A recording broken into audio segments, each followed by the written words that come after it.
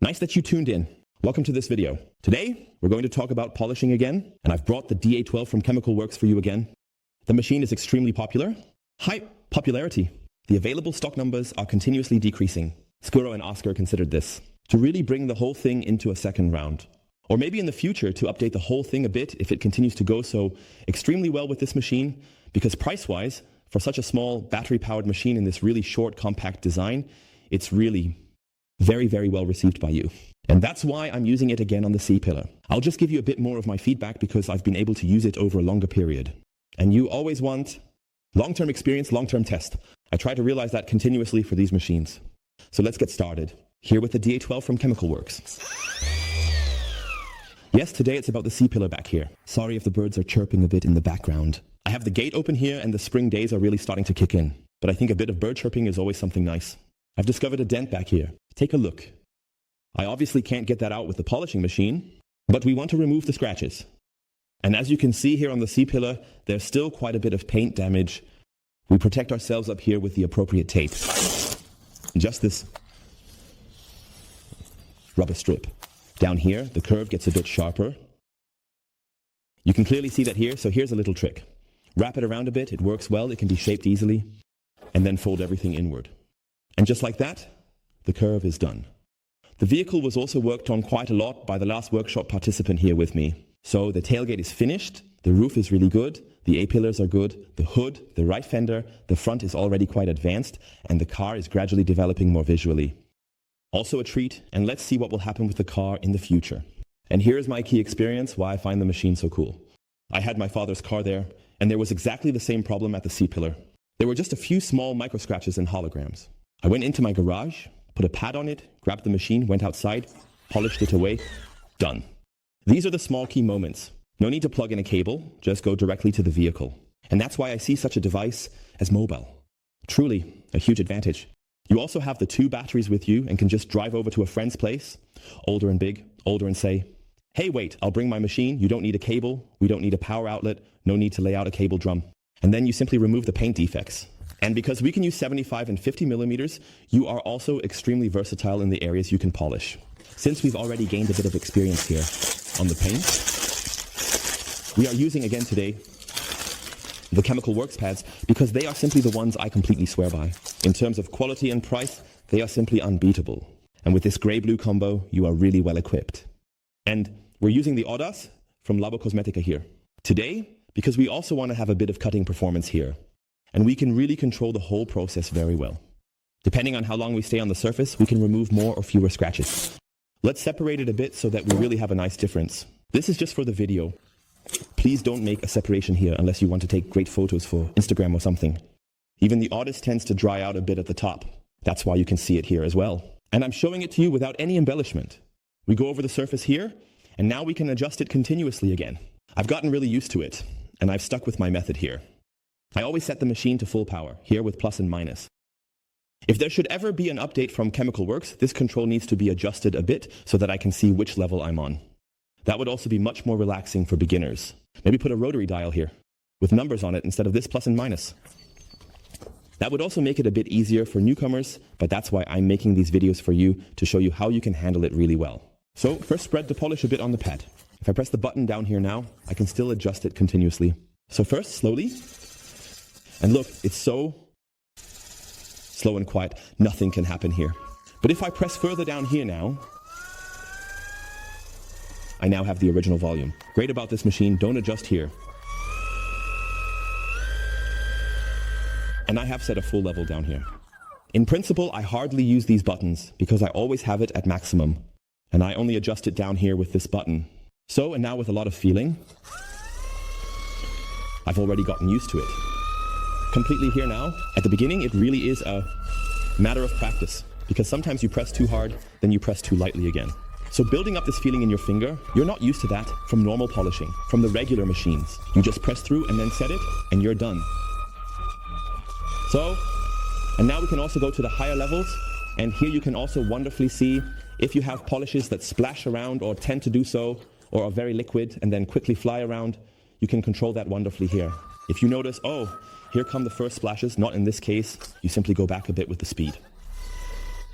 So go back a bit, distribute a little more on the pad. And that's already a wonderful point. So now let's go to the highest level, making sure the polish stays in the pad. Yeah, look. Now I set it. Look here. Extremely relaxed. So, here we go. I can just continue talking casually on the side. I have to shout sometimes.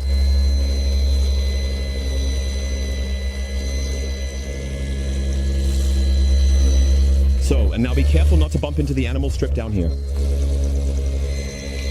You really have to be a bit careful there.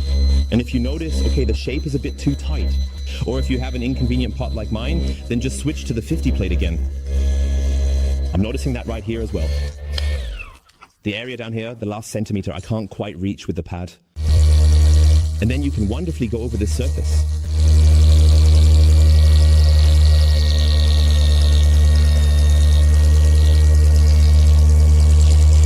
I think in the long run, the 50 plate would have been better here, which you also have with you.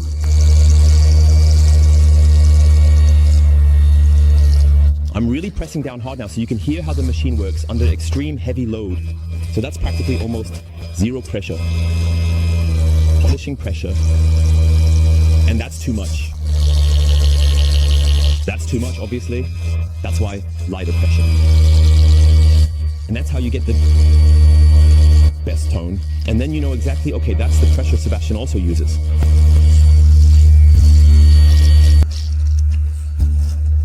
So I didn't count the passes now. We'll just polish it out. Again, another point here. Placing the machine down, as I mentioned at the beginning, I'm missing a bit of a resting point here. Because I think over time, if you really have it in constant use, putting it down, picking it up, putting it down, picking it up, or dragging it over a surface, the head surface might suffer somehow. But as you can see with mine, I don't have any scratches yet.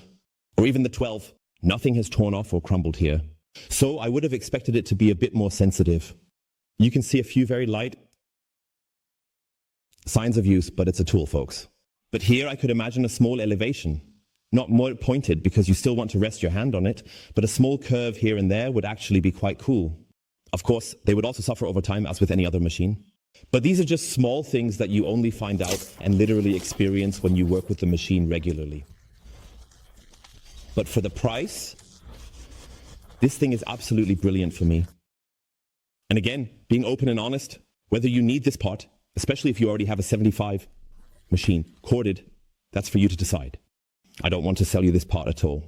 If you are satisfied with your machines, if you have a 75 and say, hey, Sebastian, I don't need to be mobile with it, the cable of my 75 doesn't bother me, or I have a DA9 or DA9 Pro or whatever, if you build on 75, you can, of course, achieve exactly the same.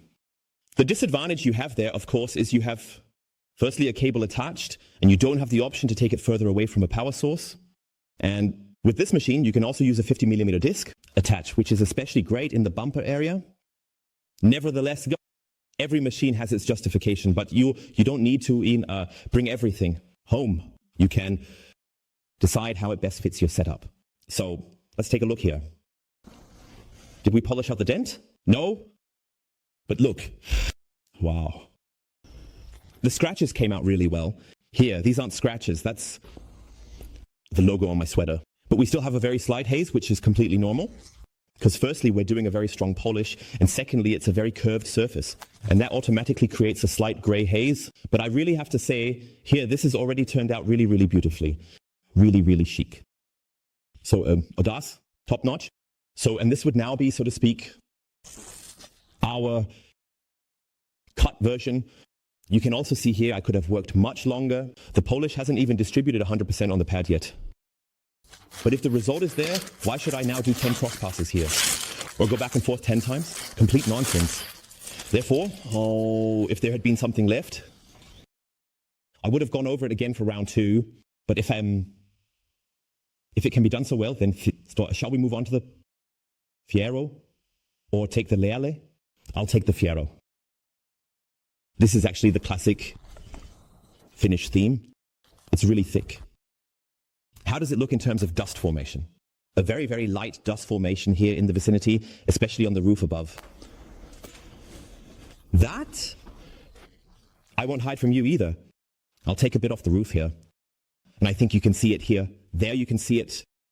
Very light dust formation. That's just how it is. You know it. Just take a duster in here, remove it, and now it's all about the finish. We can also use the highest setting again, but completely reduce the pressure. I'll hear it in a moment. I'll distribute it briefly again. You can do it one hand, just for safety. And stability. Let's use both hands here.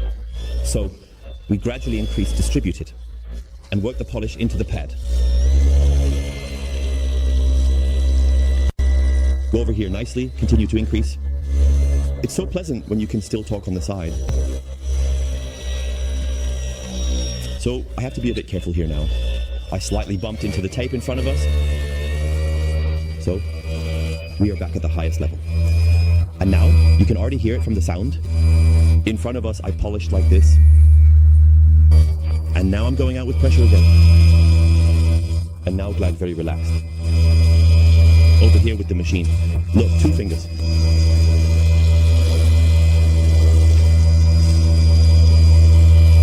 Draw a nice longitudinal band. Stay nicely at a 90-degree angle to the polishing surface. You can also see I'm moving significantly faster overall. I'm not doing it so slowly here because we just want to create the shine. Very relaxed. Just glide over it. So, and that is enough. We do it here again as well. No one says, yes, what polish is? They can be polished out wonderfully even without a degreaser. Super nice and smooth. Zach. And we take another look.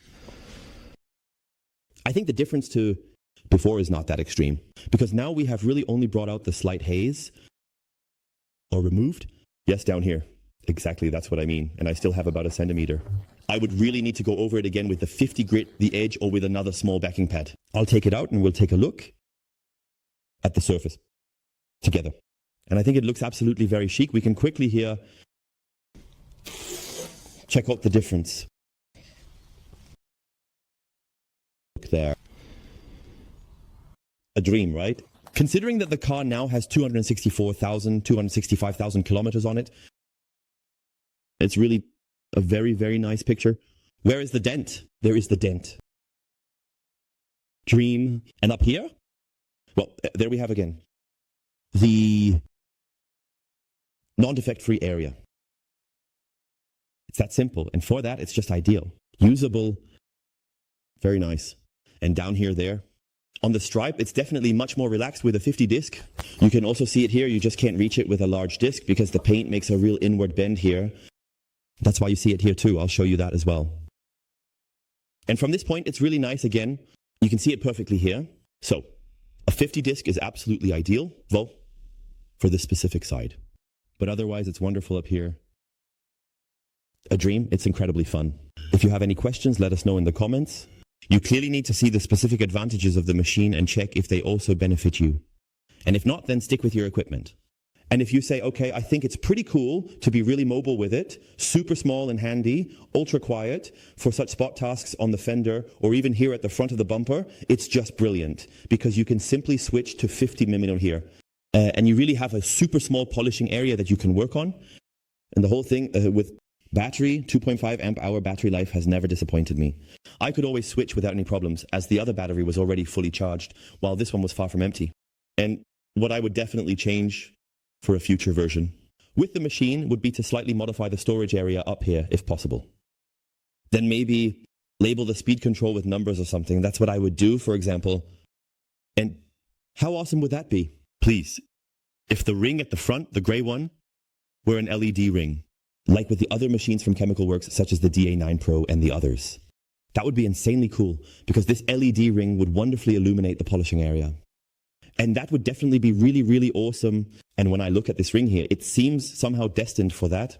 Otherwise, what else could be done? Well, overall, in terms of grip, it's great. You could add a few small ridges down here. But yes, these are all very, very subjective impressions. Otherwise, this thing definitely does its job really, really well. And for some, I just like this volume. It's really awesome. And power with the maximum 5500 revolutions. You saw it, no problem.